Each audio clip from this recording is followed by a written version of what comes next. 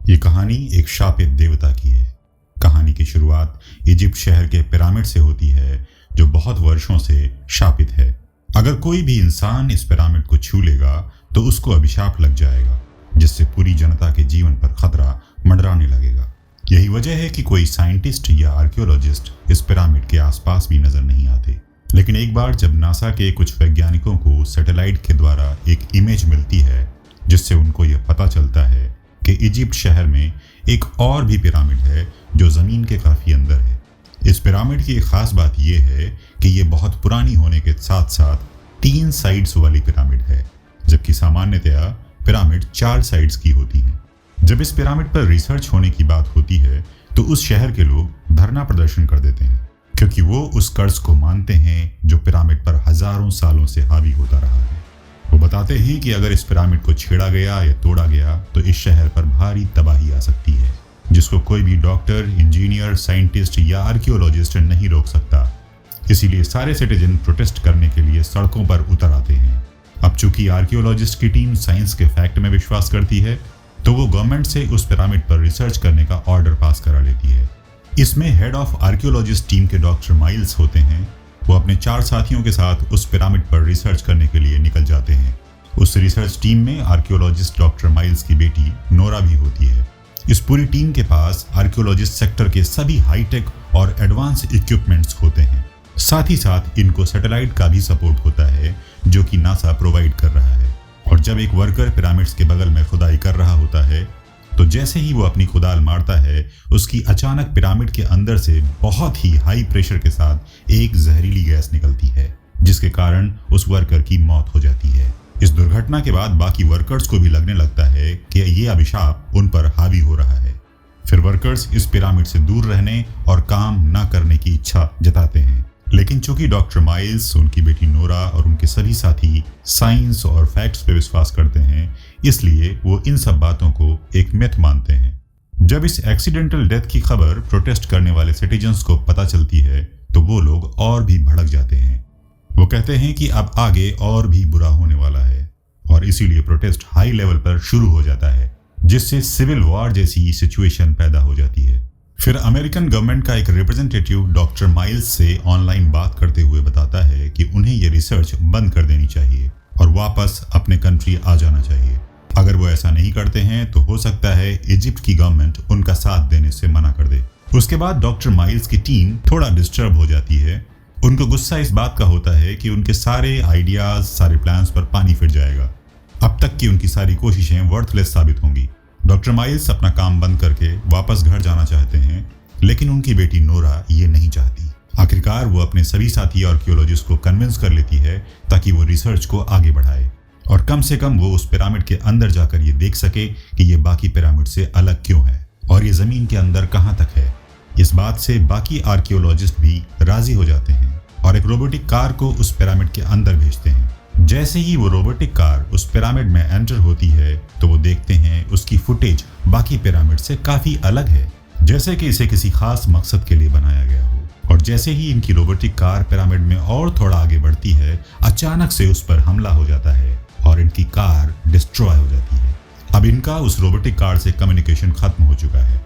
Nora बहुत परेशान होती है कि ऐसा कैसे हो सकता है। तब एक आर्कियोलॉजिस्ट बोलता है कि शायद उसके अंदर कोई इंसान या जानवर है जिसने हमारे रोबोटिक कार पर अटैक किया है। रोबोटिक कार बहुत ही कीमती और बहुत स्पेशल थी, जिसे नासा ने प्रोवाइड किया था। अब इनके पास वक्त की बहुत कमी है और एक्सप्लोर करने के लिए काफ़ी कुछ है, लेकिन गवर्नमेंट के आर्डर के अनुसार अब वहाँ पर कोई भी एक्सपेरिमेंट या रिसर्च नहीं की जा सकती है। गवर्नमेंट ने वहाँ पर मिलिट्री भी तैनात कर दी। मिलिट्री का काम ये इंश्योर करना था कि वहाँ पर किसी तरह की कोई रिसर्च या एक्सपेरिमेंट ना हो।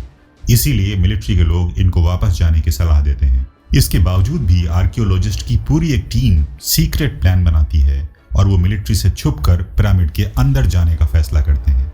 और जाने से पहले डॉक्टर माइल्स बाहर एक स्टिक जमीन में गाड़ते हैं उसमें से एक पतला वायर बांधकर अपनी कमर में बांध लेते हैं और अंदर जाते हैं ताकि इनकी टीम रास्ता न भूले। सभी लोग पिरामिड के अंदर चुपके से घुसते हैं और जैसे ही कुछ दूर चलते हैं इन्हें एक जैसे दिखने वाले 3 रास्ते मिलते हैं। ये लोग थोड़ा कंफ्यूज हो जाते हैं कि किधर जाना चाहिए। तब डॉक्टर माइल्स ऊपर जाने वाले रास्ते को चुनते हैं।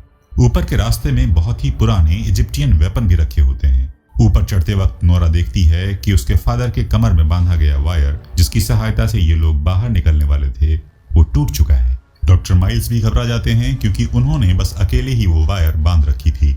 अब सभी लोग अंदर भटक चुके होते हैं और फिर एक जैसे दिखने वाले 3 रास्तों में से दूसरा रास्ता चुनते हैं। चारों तरफ घना अंधेरा होता है। ये चुपचाप जाते हैं। रोशनी ना मिलने पर इन्हें अंदाजा हो जाता है कि ये रास्ता बाहर नहीं जा रहा। अब ये लोग पिरामिड के अंदर वाले रास्ते पर चल रहे होते हैं। चलते चलते एक हॉल की तरफ पहुंचते हैं जहां इनकी रोबोटिक कार टूटी पड़ी होती है। ये जैसे ही रोबोटिक कार के पास पहुंचते हैं इनके ऊपर अचानक पत्थर गिरने लगते हैं जिसमें इनका एक साथी घायल हो जाता है। डॉक्टर माइल्स, नोरा और बाकी के साइंटिस्ट उसको बचाने की कोशिश करते हैं। डॉक्टर माइल्स कहते हैं कि उन्हें अपने साथी को जल्द से जल्द बाहर ले जाना होगा, नहीं तो उसकी मौत हो सकती है। उसके बाद उनका एक साथी रास्ता खोजते हुए ऊपर चढ़ रहा होता है। तब तक अचानक कहीं से एक जानवर आता है और उसे पंजा मार देता है जिससे वो भी घायल होकर नीचे गिर जाता है। अब सभी लोग मायूस होकर एक दूसरे को देख रहे होते हैं। इनकी नजर एक दरवाजे पर पड़ती है और उस पर कुछ सिंबल्स होते हैं। क्योंकि ये लोग आर्कियोलॉजिस्ट हैं और वो सारे सिंबल पढ़ सकते हैं, इसलिए दरवाजे पर लिखे सिंबल्स को पढ़ते हुए एक व्यक्ति बोलता है दरवाजे को किसी भी हालत में ना खोलें, ऐसी चेतावनी भी लिखी हुई है। मगर वो लोग सिंबल्स को इग्नोर करके उस दरवाजे को खोलने की कोशिश करते हैं। तब अचानक वो दरवाजा खुल जाता है और जब ये लोग अंदर जा रहे होते हैं तो इन्हें कुछ आवाजें सुनाई देती हैं जो कि उन्हीं मिलिट्री सोल्जर्स की होती हैं जो बाहर से इन पर नजर रखे हुए हैं। दरअसल मिलिट्री सोल्जर्स को जब ये पता चल जाता है कि ये लोग एक प्लान के तहत अंदर गए हैं, तब इन्हें लेने के लिए वो लोग भी अंदर आ जाते हैं। तभी अचानक माइकल, जो कि पत्थर गिरने से जख्मी हुआ था, वो चीखता है। टीम के कुछ लोग उसकी तरफ दौड़ते हैं तो माइकल वहां नहीं होता, लेकिन जमीन पर उसके खून के निशान होते हैं। ऐसा लग रहा है कि जैसे उसे कोई घसीट कर यहाँ से ले गया है। इस बात से नोरा और डॉक्टर माइल्स बहुत परेशान होते हैं। तभी टीम का एक मेंबर उन पर भड़क जाता है कि आप लोग कैसे साइंटिस्ट हैं जो हमें इस पिरामिड से बाहर भी नहीं निकाल सकते। इसी बीच उनकी नजर एक पतली सी टनल पर पड़ती है। फिर सब लोग उस टनल में जाते हैं। ये कुछ दूर पहुंचे होते हैं तभी इन पर कुछ जानवरों द्वारा अटैक हो जाता है। ये जानवर कुछ बिल्ली जैसे दिख रहे होते हैं। ये लोग उनसे लड़ते हुए टनल से जैसे ही बाहर आते हैं, एक सोल्जर जो इन लोगों की मदद कर रहा होता है उसको भी ये बिल्लियों जैसे दिखने वाले जानवर मार कर टनल में खींच ले जाते हैं। फिर उन्हें एक दीवार पर कुछ सिंबल्स को पढ़ते हुए पता चलता है कि ये सब इनोविस की वजह से हो रहा है। दरअसल इनोविस ग्रीक माइथोलॉजी के हिसाब से एक गॉड होता है जिन्हें किसी कारण से हेवन से निकाल दिया गया था। इनोविस अब इसी पिरामिड में रह रहा होता है और उसके लिए ये पिरामिड एक जेल जैसा है। इनोविस एक ऐसे इंसान की खोज में सबको मार रहा है जिसकी सोल और हार्ट दोनों बैलेंस्ड हों, यानी वो एक बहुत ही नेक इंसान हो।